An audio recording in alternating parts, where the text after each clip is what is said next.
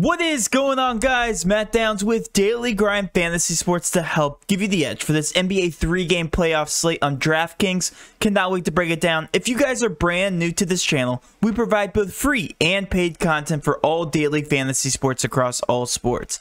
If you could please show your support by hitting that subscribe button, notification bell, and of course smashing that like button for all of our future NBA content. If you would like to know more about becoming a better DFS player and taking down that big GPP, head over to www.patreon.com/DGFantasy for more information. On Patreon, we give advanced cheat sheets for all DFS sports on DraftKings. These cheat sheets include updated projections, ownership, and our overall favorite plays from slate to slate. We take it a step further by teaching you how to play fantasy sports like a shark, by showing you where the best leverage spots are to put you in the best spots to take down tourneys. Also included is our private Discord chat where you get to talk over the slate with everyone, including our coaches, to help build your lineups. Now let's go ahead and dive right into this NBA 3-game slate on DraftKings. But first, you guys know we have to go over some Patreon success.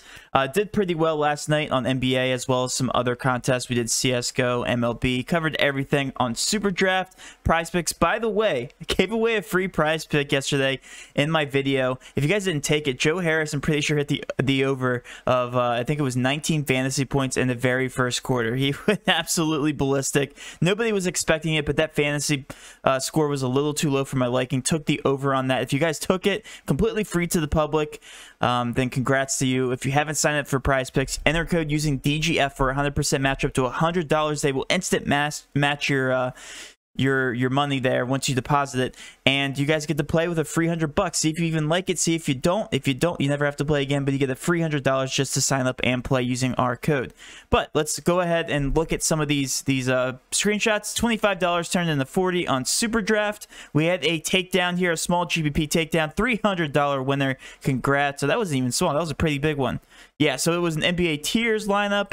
We had another close takedown there. We had $725 winner overall there. We had $29 turned into $39, and then another huge winner. This guy's been absolutely crushing it. Turned the $100 into $1,000 yesterday on Prize Picks, and then today, well, I guess 2 days ago, turned it $100 into $1,000, and then today turned $300 into $900. This is insane, and only took 2 people there. It was a power play. Some more success. $9 turned into $47. I can keep going. We have $55 won here. Just success all the way around, and utilizing our tools that we have on Patreon. Again, it's only $20 a month cheaper than a day out at a restaurant. So if you guys want to sign up, again, very cheap. One of the best values in the industry, and you get private Discord access, you get leverage sheets, you get GPP cheat sheets, you get cash plays, you get everything for every single major sport going on right now.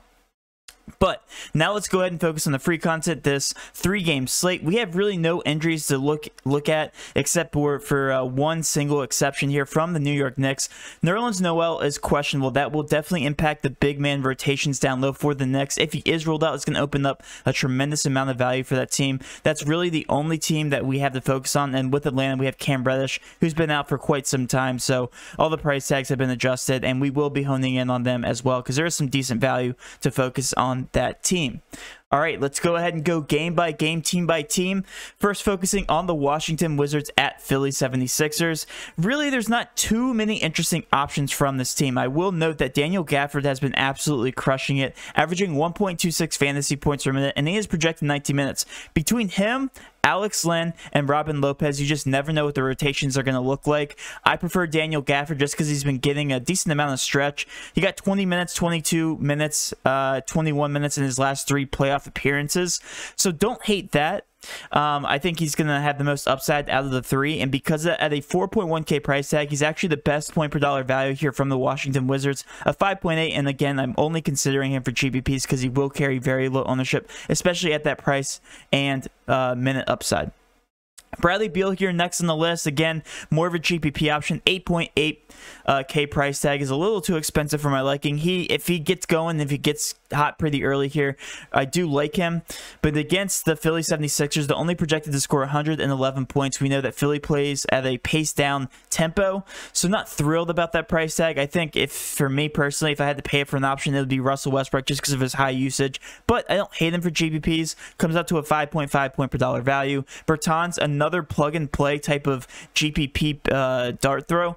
3.8K price tag and 28 projected minutes, 5.5 point per dollar value, and he has been playing a decent amount of minutes for these Washington Wizards, so I don't hate him. I actually kind of like him. I do think he's cash viable if you land on him as the last piece, but definitely more GPP viable. He'll be carrying sub 20% ownership at a 3.8K price tag, though definitely don't hate it with a good amount of upside, just given his minutes at that price tag. And then Russell Westbrook, definitely going to make for an awkward build. The build will be, you know, very similar to what we've seen in the past 3-4 slates here throughout the playoffs. It's going to be a mid-tier build, so that makes Russell Westbrook a very contrarian pick. 11.4K. Nobody's going to be really interested in that, especially like I just talked about, the pace of the game here versus 76ers. 5.4 point per dollar value, and we have him pinned right now at 62 points. Still don't hate him. Hachimura, 4.7K. They actually get a slight minute boost on him. Was projected 31 in his last contest, but played 36. So I love to see the minute production out of Hachimura. If he's going to be playing 36 minutes, and yeah, I really do like him for GPPs. Right now, they have him projected right in between 31 and 36 at 33. 5.4 point per dollar value, but again, just GPPs. I love the price tag on him as well, given the minute upside there. 4.7 point per dollar value. And then, of course, Alex Len. Throw Robin Lopez in the mix. I'm not really interested in Raul Nato or Ish Smith. Nato is projected 25 minutes. He'd have to get pretty hot for him to cover that price tag. Just a primary shooter here for this team, averaging 0.89 fantasy points per minute. So yes, he definitely has to hit his shots to cover that price tag. But again, the general I guess theme for this team is going to be all GPP options. All these guys will be carrying very, very low ownership, just given the matchup against the 76ers, and they are 8-point underdogs as well. Switching over to the 76ers, I love these guys for value. Starting with Danny Green. I know you guys know me for Danny Green because he was a ex-Spurs championship winner, 2014 run, historic run. But guys, no bias. 4K is actually pretty cheap for this guy. He projects at 32 minutes right now. Did play that exact amount in his last game and did pretty well. Got 23.5 DK points, and again, we know he is just a shooter. We know that's really all he goes out to do, and right now the Philly 76ers are projected 119 Vegas points. So it's a pace-up spot. We love shooters and pace-up spots, and he's a 6 point per dollar value. One of my favorite value plays on the slate, and I think he'll carry a decent amount of ownership today. Ben Simmons, 34 projected minutes, 7.3K. We talked about his price tag last game, was at 7.1K. That's criminal. This is still criminal. 7.3K price tag and a 5.9 point per dollar value. He averages 1.13 fantasy points per minute. It's not the greatest fantasy point per minute output, but again, very safe play, and just given the pace of the game going up and down, he's a high usage guy. He's going to be paying off that price tag. I think he's one of the more obvious pay up options on the slate. 7.3K really isn't even that high of a price tag. It's not really paying up. We consider him more of a mid-tier option, but 7.3K, very, very appealing price tag, and the exact same thing can be said for Tobias Harris. Both of these guys, I consider the exact same person. It's hilarious because I just now noticed this. They scored 51.5 and 51.75 points in the first contest, so they are the exact same kind of player in terms of fantasy point production. Also comes out to a 5.9 point per dollar value for Tobias Harris.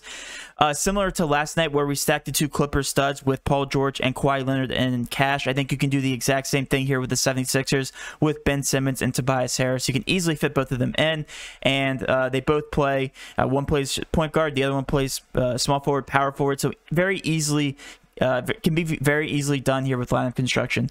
Joel Embiid's going to make for a more contrarian play. Only played 30 minutes in his first contest, 33 minutes. We know he's very capable in that MVP conversation.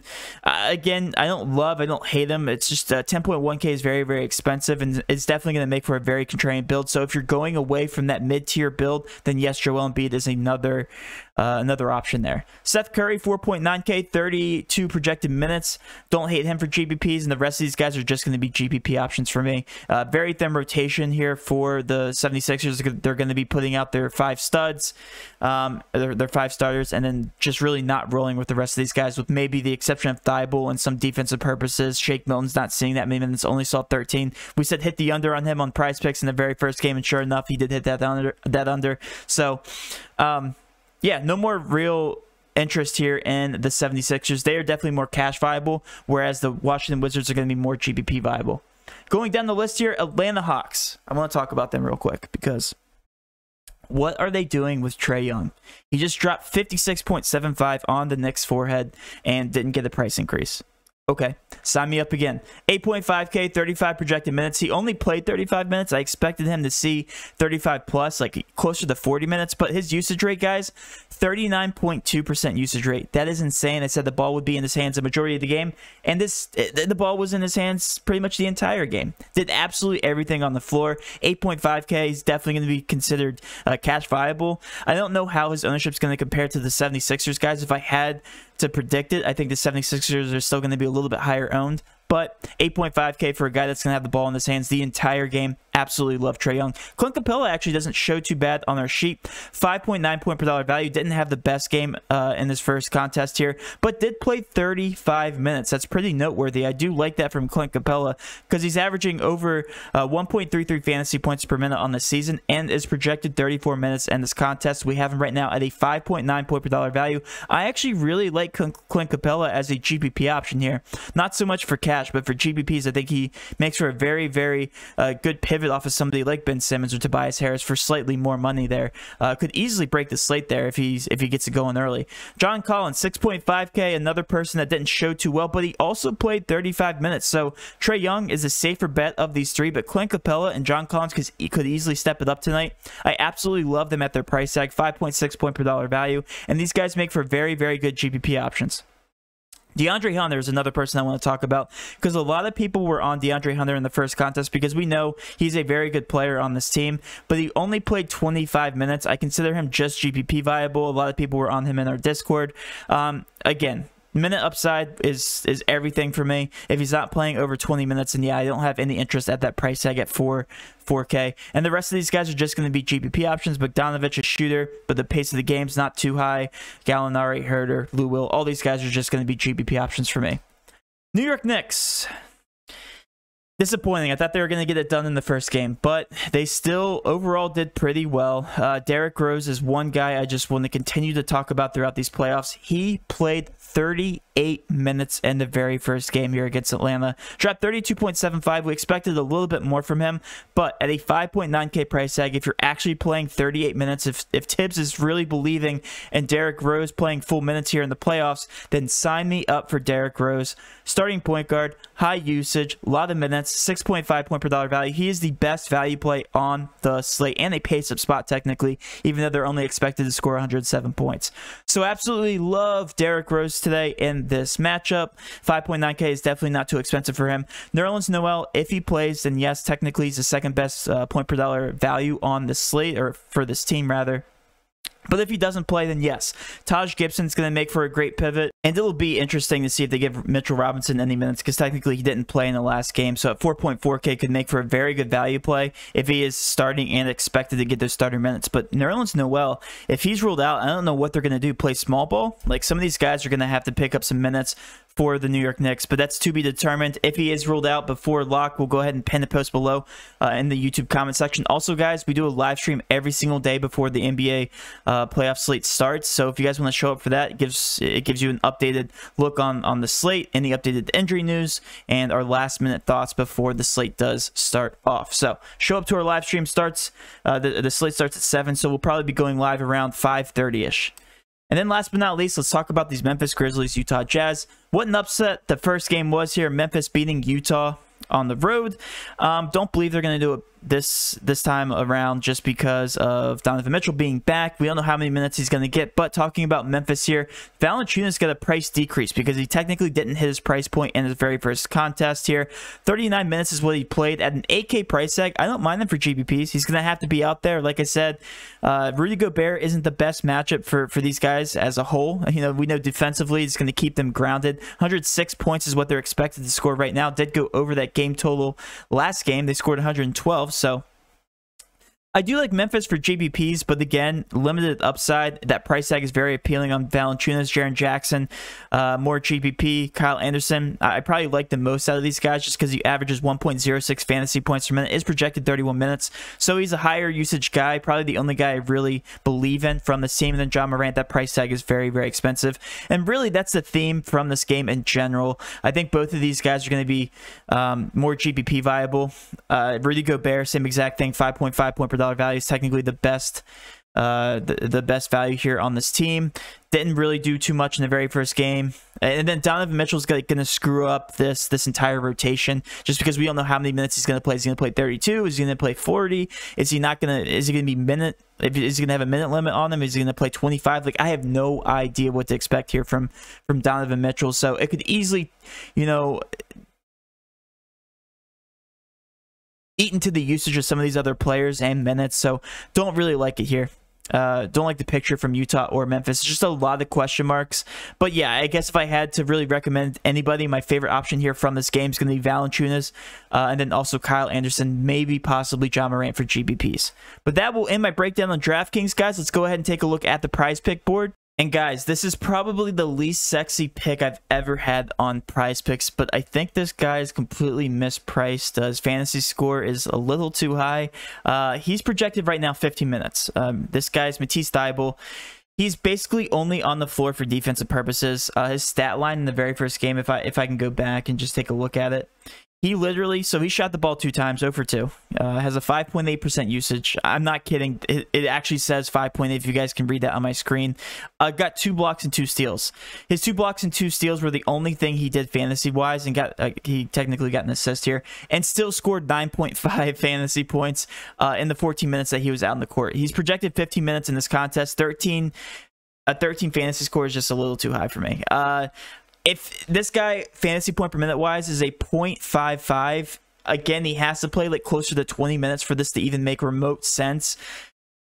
Just know, I'm going to hit the under on Matisse Thybulle. All of our projections have him hitting the under. Right now, he's hitting the under about 67% of the time, according to our cheat sheet. So, Matisse Thybulle, I'm very confident in him hitting the over, just given the minute upside. There is none, and I think that's my favorite play on Prize Picks. And hopefully you guys did enjoy this breakdown. If you did, please do hit that subscription button, notification bell, and of course smash that like button for all of our future NBA content. With all that being said, have a great rest of your day, and let's cash.